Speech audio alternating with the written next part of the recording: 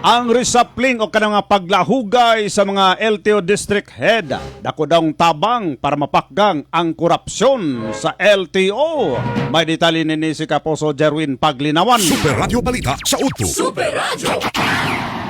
Nagtuo ang pipila ka mga motorista sa General Santos City nga adunay korupsyon nga nagakitabo sulod sa LTO Region 12. Kini human ang baguhay lamang na human nga reshuffling sa tanan nga mga district head offices. Sumala pa ni Robert Galillo. Dili gayo di kalilong nga adunay korupsyon sulod sa LTO gani bisan siya experience niyang naaktuhan ang korupsyon nga sistema, ilabi pa ana ang mga fixer. Siguro sab ni kanhi LTO 12 Assistant Regional Director Robert Kinisala nga dugay na ang korupsyon og nagsugod sa mismong mga tawo ug ang angay unahon aron mawala ang korupsyon mao ang values o mga batasan sa katawan. Dugang pa niini nga ang gipahigayong reshuffling sa labaw sa LTO sa Region 12 normal lamang kini o gani bisan asang ahensya sa gobyerno o prerogative kini sa mga regional director apan sigurado kining ang maong lakang sa reshuffling makatabang sa pagkawala sa korupsyon.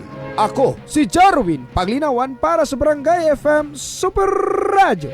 Dapat totoo. Super Radio Balita sa Uto.